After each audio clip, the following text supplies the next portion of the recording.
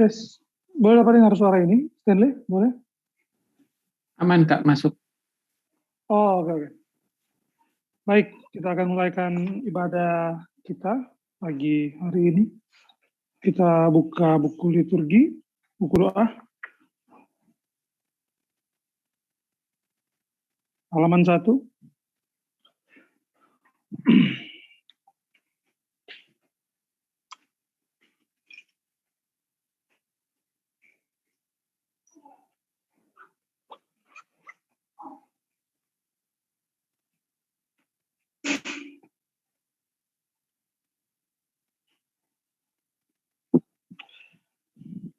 Ayat Alkitab untuk membuka kebaktian ini dalam Amsal 3 ayat 5. Percayalah kepada Tuhan dengan segenap hatimu dan janganlah bersandar kepada pengertianmu sendiri. Kita telah berkumpul di sini sebagai keluarga Allah di hadapan Allah Bapa kita untuk menaikkan pujian dan syukur padanya, mendengar, menerima firman-Nya yang kudus, membawa ke hadapannya pergumulan dunia ini, memohon pengampunannya atas dosa-dosa kita, memohon kasih karunia-Nya sehingga melalui putranya Yesus Kristus kita mampu mempersembahkan diri kita untuk pelayanan-Nya. Jika kita berkata kita tidak berdosa, maka kita menipu diri kita sendiri dan kebenaran tidak ada dalam kita. Jika kita mengaku dosa kita, Allah adalah setia dan adil, sehingga Ia akan mengampuni dosa-dosa kita dan menyucikan kita dari segala ketidakbenaran. Marilah kita mengaku dosa-dosa kita ke hadapan Allah yang Maha Kuasa bersama-sama. Allah yang Maha Kuasa, Bapa Surgawi, kami telah berdosa terhadap Engkau dan terhadap sesama kami dalam pikiran, perkataan, dan perbuatan, melalui kelalaian, kelemahan, dan kesalahan yang disengaja. Kami sangat menyesal dan bertobat dari semua dosa kami. Demi Putramu Yesus Kristus yang telah mati untuk kami, ampunilah kami atas semua yang telah kami lakukan, dan karuniakanlah kami agar kami dapat melayani Engkau di dalam kehidupan yang baru, bagi kemuliaan nama-Mu. Amin. Allah yang Maha Kuasa yang mengampuni setiap orang yang sungguh-sungguh bertobat, mengasihani kita, mengampuni, dan melepaskan kita dari semua dosa kita, meneguhkan dan menguatkan kita dalam segala kebaikan, dan memelihara kita dalam kehidupan kekal melalui Yesus Kristus Tuhan kita. Amin. Saya jemput kita berdiri.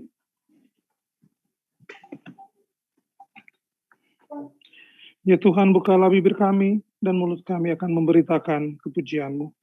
Marilah kita menyembah Tuhan, segala pujian bagi namanya.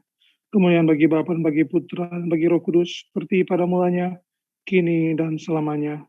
Amin. Silakan duduk, kita akan membacakan bacaan pertama kita.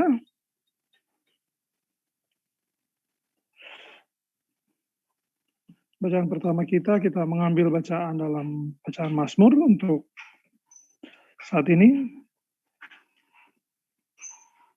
Itu dalam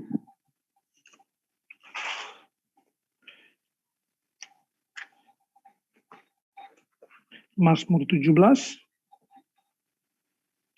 Sekali lagi Mazmur 17.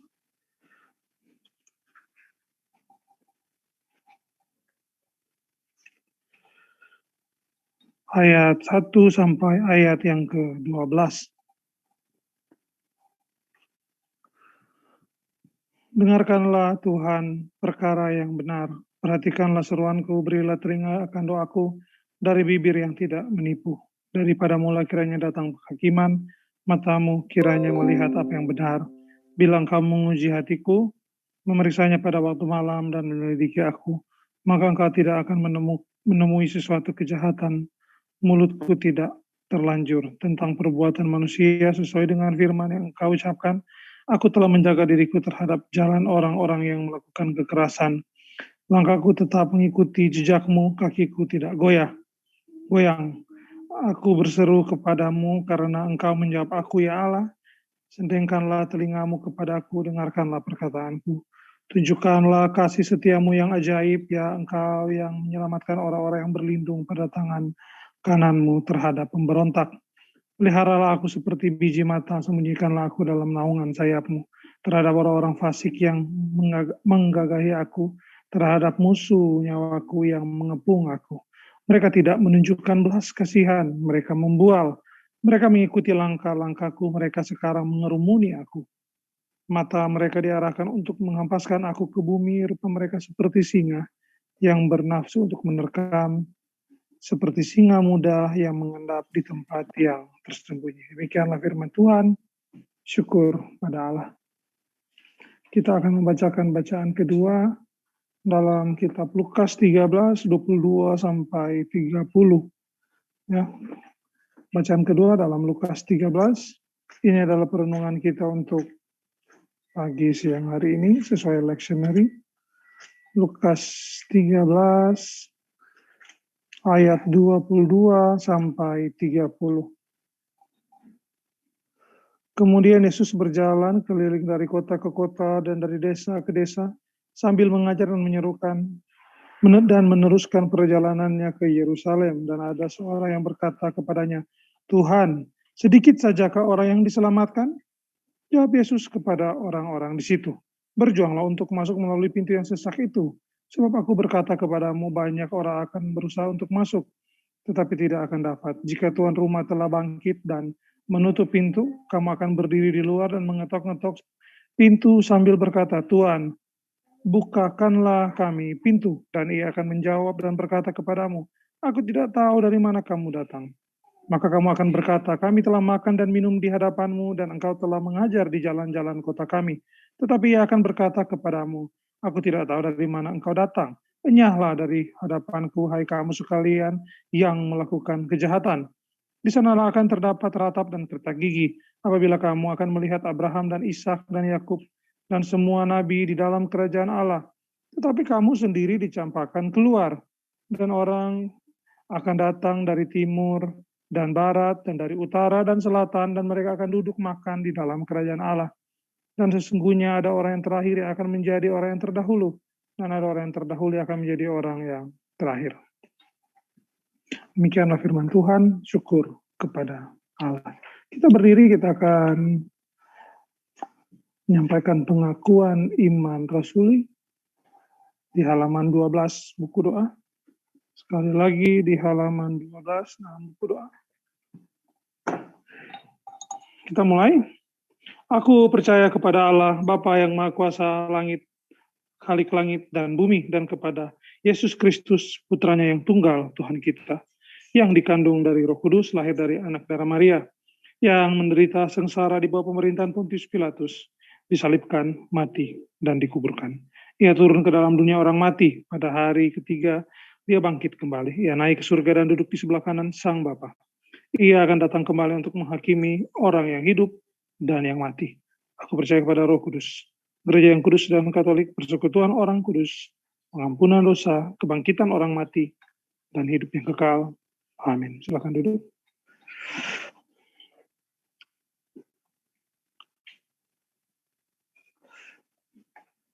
Tuhan kasihanilah kami, Kristus kasihanilah kami, Tuhan kasihanilah kami. Bapa kami yang di surga, dikuduskanlah namamu, datanglah kerajaanmu.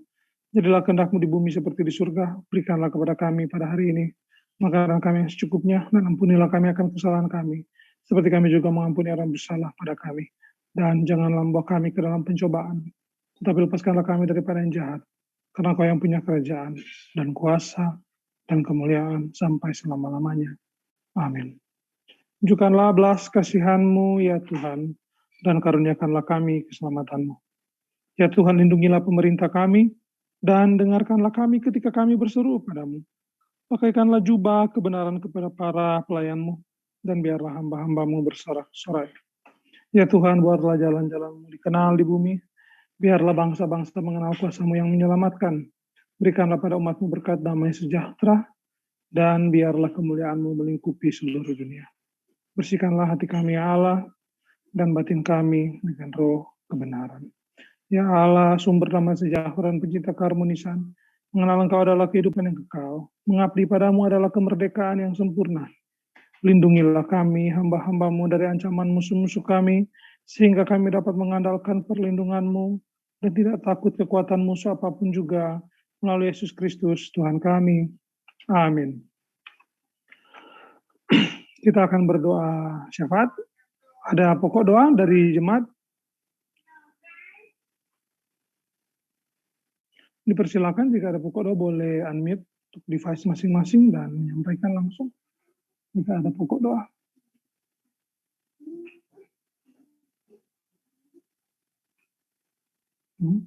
Belum ada? Oke, mari kita berdoa.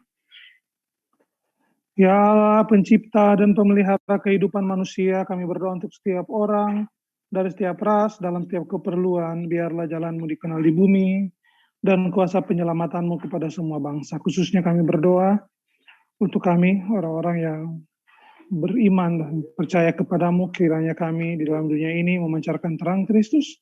Orang boleh melihat itu dalam perbuatan kami, dan kami boleh menjadi alat untuk hormat kepujian kemuliaan nama Tuhan. Tuhan dalam kemurahan-Mu dengarkanlah doa kami. Kami berdoa untuk gereja di seluruh dunia, tuntun dan pimpinlah kami dengan Roh Kudus-Mu, sehingga semua orang yang mengaku dan menyebut dirinya orang Kristen dapat dituntun pada jalan kebenaran, memegang teguh iman dalam kesatuan roh, dalam ikatan damai sejahtera, dan dalam kebenaran hidup. Khususnya kami berdoa untuk Anglikan Komunian, dan juga dengan Diosis Singapura, Bishop kami, Bishop Titus Chung, juga Gereja Anglikan Indonesia dalam setiap pergumulan atau tantangan yang kami hadapi dalam pelayanan, kiranya Tuhan menyertai. Kami yakin dan percaya bahwa apa yang Tuhan buat baik adanya, apapun yang terjadi dalam kehidupan ini, teristimewa dalam kehidupan bergereja, kami tahu tidak lepas dari pergumulan, tantangan, dan masalah, tapi kiranya Tuhan menyertai para hamba-hamba-Mu, juga menyertai akan jemaat yang dipercayakan untuk dilayani, kiranya jemaat ini dapat dididik dalam kebenaran dan bertumbuh, kemudian berbuah untuk kemuliaan Tuhan. Tuhan dalam kemurahan-Mu, dengarkanlah doa kami. Kami menyerahkan kepada kebaikan-Mu sebagai Bapa mereka yang cemas dan tertekan dalam pikiran maupun jasmani. Hiburkanlah dan lepaskanlah mereka dalam keperluan mereka. Berikanlah kesabaran pada mereka dalam penderitaan mereka. Munculkanlah kebaikan dari kesulitan mereka. Khususnya kami berdoa untuk setiap kami yang saat ini terhimpun dalam Providence Manado, dimanapun kami berada. Tuhan menyertai kami, baik secara pribadi maupun keluarga, orang tua kami, anak-anak kami.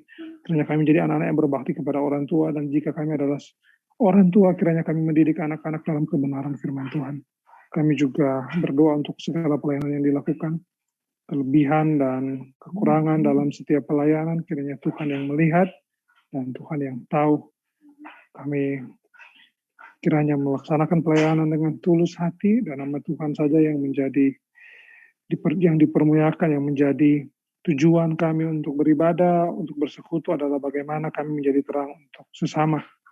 Kami berdoa untuk setiap pergumulan dan tantangan yang dialami oleh jemaat, kiranya Tuhan memilih dan melihat, dan kami diberikan hikmat untuk bagaimana menghadapi itu semua. Kami berdoa Tuhan khusus untuk saudara-saudara kami, Rian dan Stanley yang ada di Palu, yang Tuhan menjaga, menyertai, dan membimbing mereka dalam setiap apa yang menjadi kewajiban mereka di sana, dan semua dalam pelayanan di Palu. Kiranya Tuhan yang memimpin, dan kiranya apa yang mereka perbuat di sana kiranya dibuat berhasil. Juga Tuhan berikan kesehatan pada mereka di sana, juga menyertai akan setiap mengurus Providence Manado, Warden, juga jemaat yang terhimpun di dalamnya. Kiranya kami diberikan kesehatan, kekuatan, dan teristimewa kami diberikan hikmat untuk bagaimana hidup seturut dan sesuai kebenaran firman-Mu. Bapa yang Maha Pengasih, terimalah doa-doa ini demi Putra-Mu Juru Selamat kami, Yesus Kristus. Amin. Kita akan berdoa ucapan syukur bersama-sama.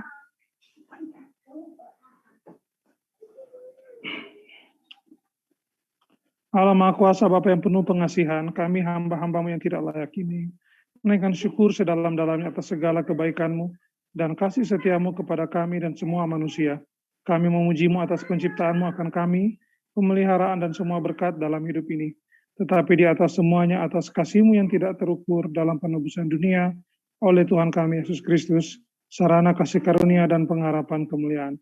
Dan kami berdoa, berikanlah pada kami kesadaran akan kasih setia-Mu sehingga hati kami sungguh-sungguh bersyukur, dan olehnya kami menunjukkan kemuliaan-Mu bukan saja dengan bibir kami, melainkan juga melalui hidup kami dengan menyerahkan diri kami untuk pelayanan-Mu dan dengan berjalan di hadapan-Mu dalam kekudusan dan kebenaran sepanjang hidup kami melalui Yesus Kristus Tuhan kami.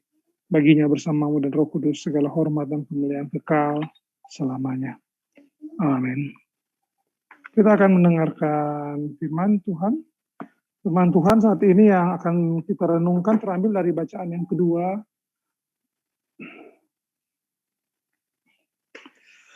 Bacaan kedua kita yaitu di dalam Lukas tadi ya, Lukas 13, 22 sampai 30 tentang siapa yang diselamatkan. Pertanyaan paling banyak orang Kristen adalah apakah saya ini diselamatkan atau tidak? Apakah saya ini benar-benar sudah aman atau belum? Ya, seringkali orang bertanya-tanya. Tidak hanya pada orang lain, yakin selamat. Di kalangan Kristen Injili, kalau dalam backing pekabaran Injil itu kita ingat dulu, kebanyakan orang dalam konteks Kristen Protestan, ya, apalagi latar belakang Injili, itu tanya begini, yakin selamat atau yakin masuk surga? Kalau mati yakin masuk surga? Jadi masalah yang diangkat atau topik yang diangkat adalah nasib setelah mati. Yakin masuk surga? Yakin mau ke surga atau yakin akan berkhidmat dengan Tuhan Yesus atau bagaimana? Kalau belum yakin berarti ya ada kecenderungan menurut kalangan Kristen, apalagi dari latar belakang evangelikal, orang yang belum yakin itu berarti belum lahir baru. Karena kalau kata orang soal lahir baru dia sudah tidak ragu, dia ada keyakinan, dia ada kepastian keselamatan ya. Makanya dulu kita sempat membawa topik ini karena pernah juga orang bikin seminar dengan Warden Demi dan jadi pembicara waktu itu adalah salah satu petinggi di waktu itu di Gemim, Pendeta dan Sompe. DP nama topik waktu itu kita ingat jaminan keselamatan, ya, tentang jaminan keselamatan. Terang bawa topik itu untuk diangkat dalam seminar dan diskusi. Nah, oke. Siapa yang diselamatkan? Kalau ditanya ini, apakah orang seperti kita mau bertanya sama dengan orang penginjil evangelikal, apakah orang sini yakin orang sudah selamat atau bagaimana? Nah, ini adalah pertanyaan retorik sebenarnya ya, karena kepastian dan jaminan itu bukan berdasarkan orang pemulu, tetapi ada dalam kedaulatan Allah. Ya, orang pemulu boleh bilang orang yakin dan orang pasti masuk.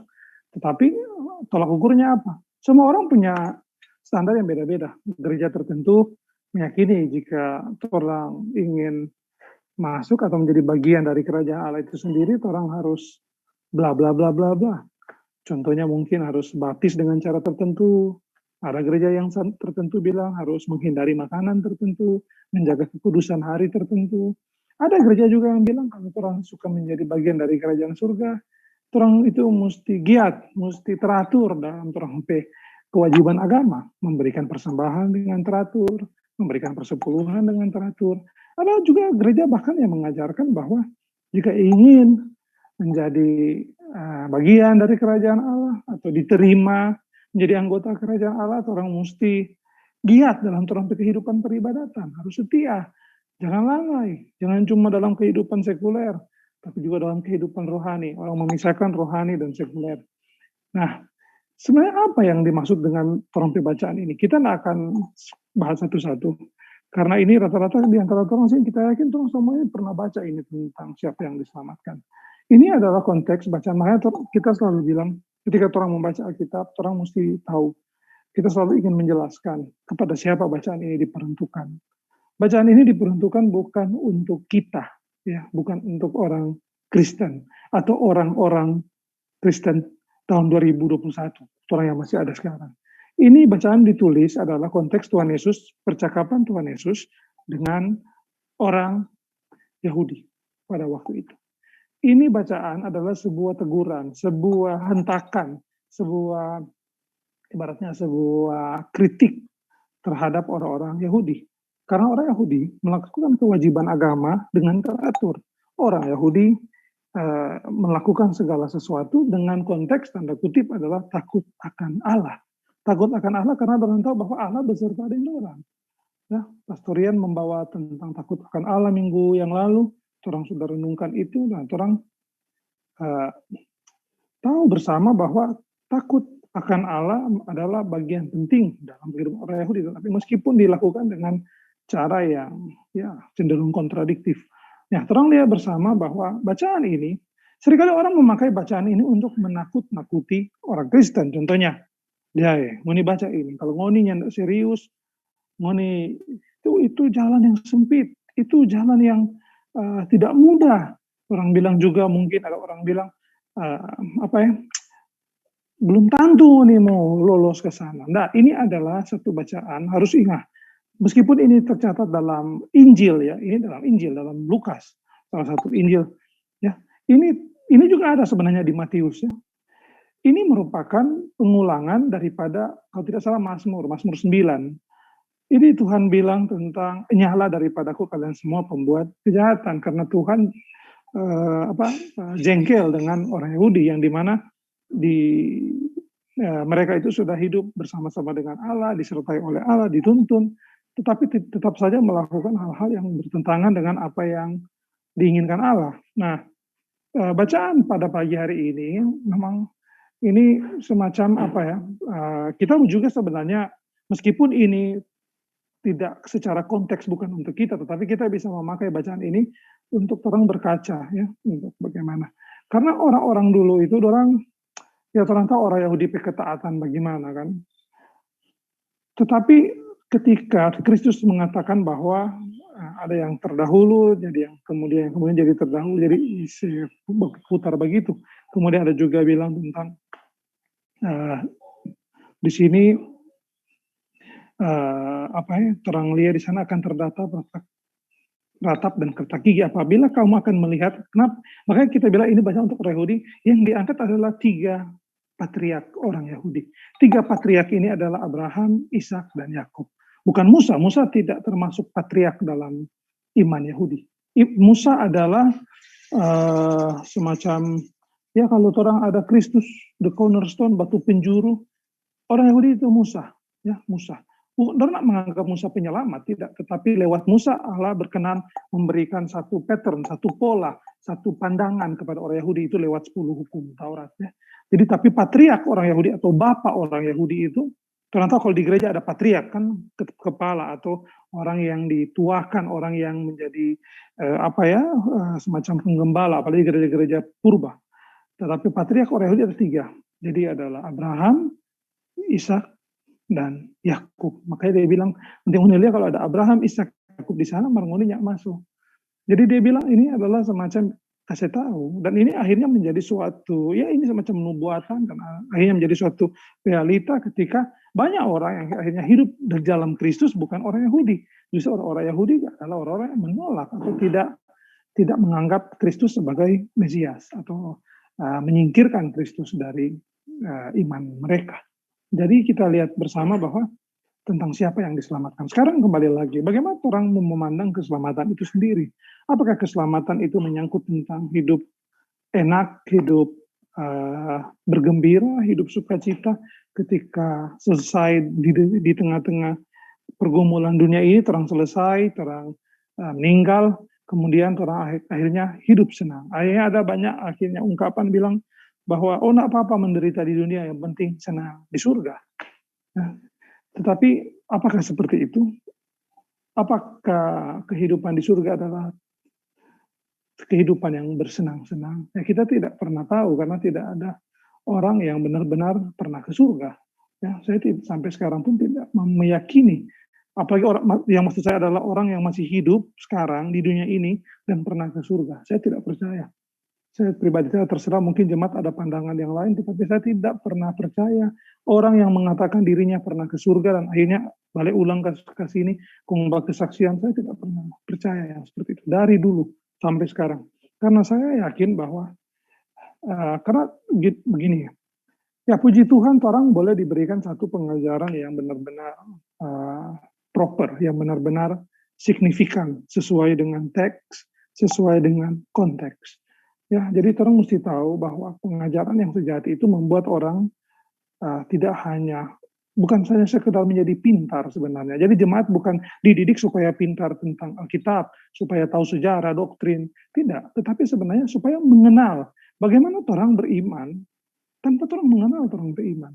Jadi saya suka untuk mengajar, bukan berarti untuk membuat jemaat jadi lebih tahu, akhirnya orang menjadi superior.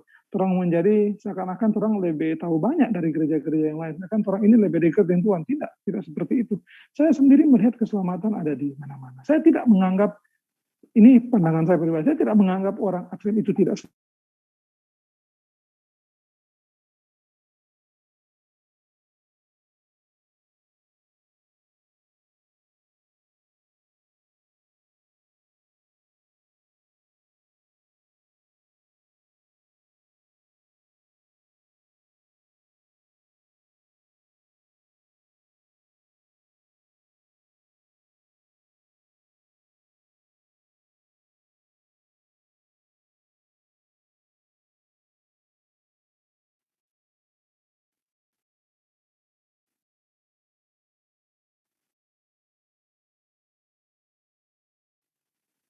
Tes, boleh ini suara? Dapat dengar? Oke. Seperti video ya, mungkin tadi sedikit gangguan. Oke, jadi ketika orang lihat tuh keselamatan, apa itu keselamatan? Keselamatan adalah ketika orang mengenal kebenaran. Bukan ketika orang berpindah dari tempat satu ke tempat yang lain. Contohnya dari dunia ke surga. Mengenal keselamatan adalah selamat di sini yang berarti orang mengenal jalan kebenaran. Ketika orang kenal dan orang hidup di dalam jalan itu, itulah keselamatan. Keselamatan bukan menyangkut apa yang saya dapatkan atau saya ditempatkan di mana. Bahkan ada yang berkata tentang surga yang punya semacam klaster perumahan, tipe 36, 45, 54, 65, tipe 70. Jadi tergantung DP perbuatan, dia akan ditempatkan di situ. Memang ada Natal Alkitab yang berkata tentang itu, tetapi itu satu konteks yang berbeda. Ya, saya percaya bahwa Tuhan memakai setiap orang beda-beda, unik, tergantung Tuhan memakai, karena cara Tuhan memakai itu misteri, yang tahu hanyalah Tuhan, karena Tuhan yang memakai orang tersebut, jadi orang tidak tahu sampai di mana. Bahkan orang Tuhan pakai sampai dimanapun, orang seringkali tidak tahu. Atau dampak yang orang berikan kepada orang tidak tahu. Seringkali orang berpikir bahwa, oh, orang dipakai luar biasa, padahal biasa-biasa saja. Seringkali orang merasa orang peduli mungkin biasa-biasa, orang tidak pernah khotbah di ratusan orang, tetapi dampak yang orang berikan ke orang itu luar biasa. Nah, itu semua adalah misteri. Dan bagi kita, keselamatan adalah bagaimana orang memberikan dampak yang baik untuk siapapun. Ya, dampak di sini tentunya ketika orang berbuat sesuatu ya, dampak yang konkret ya tentunya. Dan orang diubahkan, orang merasa ada damai sejahtera. Nah, disitulah orang adalah orang yang diselamatkan. Ya, orang yang diselamatkan itu berbuah, bukan hanya berkata-kata. Orang yang diselamatkan itu adalah orang-orang yang menyatakan lewat perbuatan-perbuatan. Ya. Jadi seringkali ada hal penting yang orang mesti lihat di sini ya, di mana kita kasih contoh. Ini ada satu gereja besar di Jakarta. Ini bukan kritik, tapi ini adalah realita. Di Jakarta ada gereja besar, itu gereja yang mewah. Orang datang rata-rata membawa kendaraan roda 4 rata-rata. Dan khotbahnya bagus, doktrinal bagus. Tapi selesai ibadah, habis. Semua pulang masing-masing, DP pergumulan masing-masing. Ya, syukurlah yang berkecukupan pulang, tentu mungkin kali ya sama juga dengan di Manado, ada yang terus ke mall, atau ada yang pergi di restoran, ada banyak kegiatan dengan keluarga mungkin, tapi yang lain pulang juga tetap dengan masalah yang sama. Ada yang datang dengan puru kosong, pulang tetap puru kosong. Ada orang cenderung menyamakan bahwa Tuhan Yesus itu kalau orang khotbah begini seakan-akan orang ini sosialis ya, sama orang sama rata. Tidak, tetapi persekutuan yang sejati atau orang yang diselamatkan ini adalah pertanyaan ya, pertanyaan tentang ini pertanyaan sebenarnya ditanyakan filsafat dulu juga, orang filsafat bercerita tentang pemaknaan diri. Ecce homo atau ecce homo ada ecce homo, siapa aku ya, siapa aku atau siapa yang diselamatkan. Apakah aku termasuk di dalamnya? Jadi ini pertanyaan yang menggugah nurani ya. Ketika orang baca ini, orang tentunya tidak perlu khawatir ya tentang bagaimana Ya bukan bagaimana, tentang apakah orang ini diselamatkan atau enggak. Itu saya pikir adalah pertanyaan yang tidak perlu dipertanyakan orang yang hidup di dalam Kristus. Karena tentunya kalau orang hidup dalam Kristus ada iman pada orang, berarti Roh Kudus yang menuntun orang sampai orang punya iman. Dan kalau ada Roh Kudus dengan orang, mungkin orang tidak diselamatkan. Nah, tetapi apakah orang yang diselamatkan ini benar-benar berdampak? Apakah orang yang diselamatkan ini benar-benar mengerti akan esensi yang diselamatkan itu seperti apa? Karena seperti Kristus, orang kan ini tujuannya menjadi serupa dengan Kristus. Serupa di sini bukan hanya transformasi natur ya, dalam arti orang yang hampa manusia menjadi kekal ketika bersama-sama dengan Kristus atau diubahkan hidup selama-lamanya dalam kekekalan bersama dengan Allah, tetapi ditransformasikan juga karakter, moral kita, etika kita, dan teristimewa kita boleh mempunyai pandangan seperti Kristus. Ya, apa yang Kristus buat bagi dunia ini, memang kita bukan Mesias, tetapi kita melihat teladan Kristus dan mempraktikkan itu. Kita membawa dampak bagi society atau bagi lingkungan kita. Ya, kita berdampak bagi lingkungan. Orang bertanya, berdampak bagi lingkungan apa ini? Dia maksud apakah orang mesti aktif di di lingkungan, aktif di persekutuan doa dan lain? Tidak, berdampak di lingkungan bisa saja di dalam pekerjaan, bagi anak-anak yang masih sekolah di sekolah masing-masing. Saya terus terang mempunyai pergumulan khususnya dalam melihat ini ya, orang yang seringkali mengajar di di baik di STT maupun di mimbar-mimbar gereja. Seringkali banyak orang, ya saya minta maaf, ya puji Tuhan orang di sini banyak membaca, banyak orang mesti banyak ada banyak pengalaman yang orang dapat bergaul dengan orang yang berbeda. Nah, orang boleh mendapat satu pandangan yang cukup luas tentang bagaimana mengimplementasikan keselamatan yang dapat orang. Tapi jangan orang jadi picik, jadi orang jadi ingin menang sendiri, melihat orang yang berbeda itu seakan-akan musuh. Sedangkan Kristus sebenarnya, ini mungkin penutup dari khotbah ini, saya ingin tekankan bahwa Kristus itu paling suka bergaul dengan orang yang berbeda. Orang yang seringkali disingkirkan. Bahasa Wardendemi, orang-orang marginal. Ya, apakah orang ini kurang mau hidup di bawah kolong jembatan? Tidak. Bagaimana orang mau bantu orang kolong jembatan kalau orang belum sukses? Bagaimana orang mau berdampak bagi orang kalau orang sendiri penasib sama dengan orang? Orang tahu bahwa orang-orang demikian akan mendengarkan orang yang cenderung secara pendidikan dan ekonomi di atas pada orang. Jadi orang ini mesti berusaha keras, bekerja, ya buatlah diri Anda berhasil dan Anda bisa memberi dampak yang lebih signifikan. Karena kalau Anda tidak berhasil dan hanya adalah orang-orang yang, saya tidak mengatakan bahwa orang yang tidak sekolah atau orang yang di bawah secara ekonomi itu tidak membawa dampak, tidak. Tetapi kecenderungan dalam konteks ya, sekuler atau contemporary konteks ini, orang mesti lihat bahwa ketika orang benar-benar giat dalam hal yang terang serius, contohnya ya, tentang pelayanan, memang tidak selamanya juga, meskipun orang juga semangat akan berhasil dalam arti, karena keberhasilan bukanlah tolak ukur dari jumlah dan keadaan finansial sebenarnya ya, tetapi orang juga mesti ada orang-orang yang benar-benar maju dalam terang kehidupan supaya juga orang boleh memberi dampak untuk sesama, tidak hanya sekedar bicara tetapi juga membantu dengan konkret ya. Orang bicara tapi orang nggak bantu, sama dia orang bilang tuh sekarang apa yang ada di rumah sakit. Ya, berdoa tapi nggak kasih doi, nggak kasih sumbangan.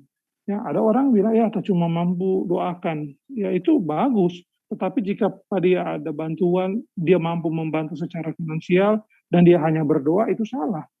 Ya, karena yang dibutuhkan adalah tindakan yang konkret. Demikian juga terang iman ini.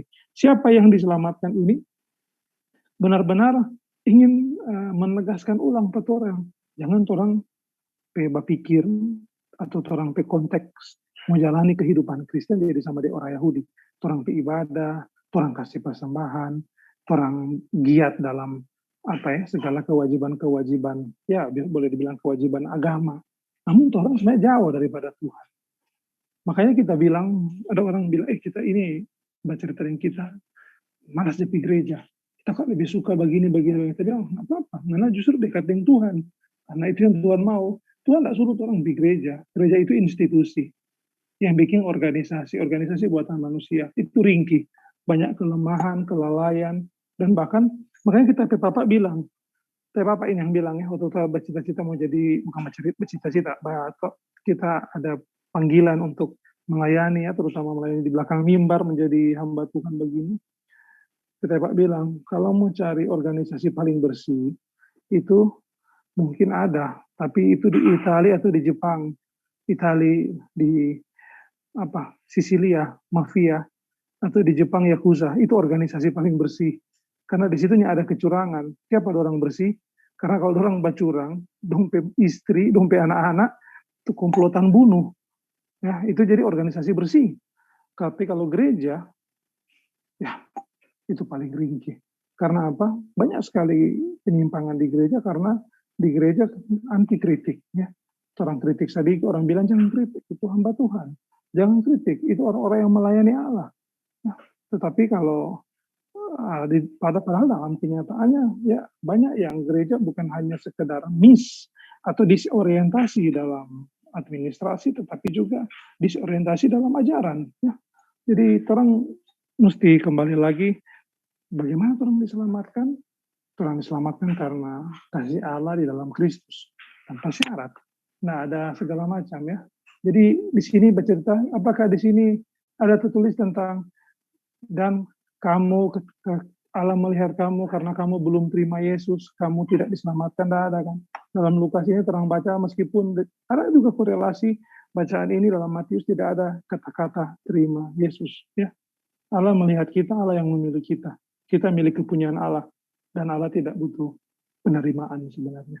Ya, jika Allah memanggil kita, bahasa dipakai boleh seperti itu. Tetapi tidak ada dalam konteks ajaran. Saya membaca banyak sekali literatur. Puji Tuhan banyak kenalan dari gereja ortodoks. Saya minta banyak literatur dan tidak ada satupun literatur dari gereja purba yang mengatakan bahwa keselamatan itu karena orang terima Yesus. Ya, tidak ada. Yang ada adalah bahwa Allah dalam kemuliaannya menjelma, berinkarnasi menjadi manusia dan memanggil milik kepunyaannya. Memanggil, ya. Dia panggil satu-satu dengan cara yang berbeda, dengan konteks berbeda. Tetapi tidak butuh orang penerimaan. Dia pencipta, orang ciptaan. Tidak ada pencipta yang butuh penerimaan ciptaan. Ya, pencipta yang mengatur ciptaan, bukan sebaliknya. Inilah ajaran gereja dan orang harus kembali pada itu. Nah, bagaimana melihat ini, siapa yang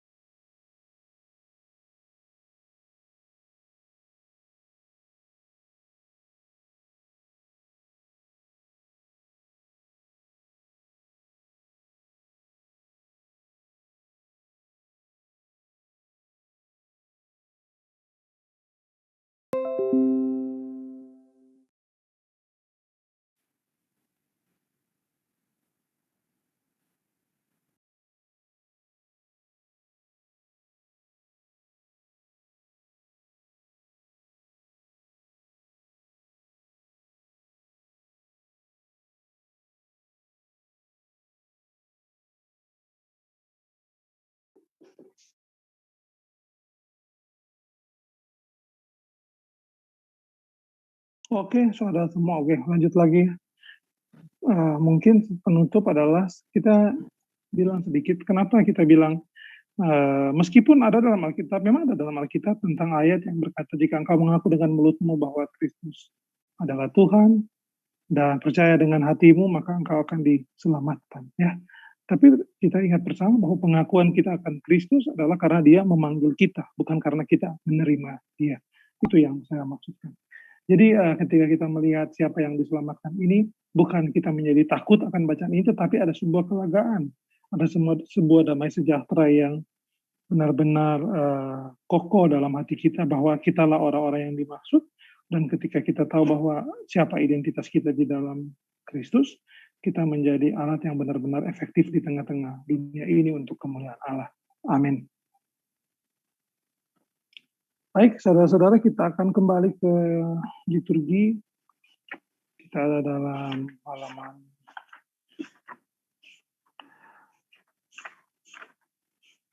18, ucapan berkat. Mari kita menerima berkat. Kasih karunia Tuhan kita, Yesus Kristus, dan kasih Allah dan persekutuan Roh Kudus menyertai kita senantiasa. Amin. Baik, ibadah sudah selesai. Ini untuk pemberitahuan karena kebetulan ada beberapa